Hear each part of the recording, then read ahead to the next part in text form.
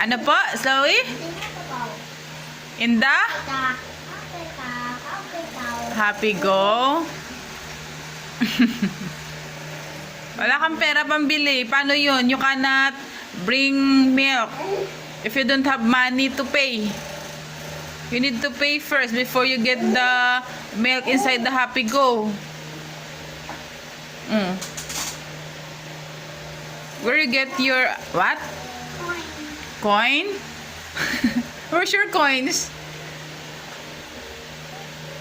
We need to pay first so that we can buy your milk. So sad. So sad or so bad. Now what?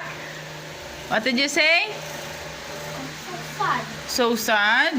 Oh, what we gonna do now?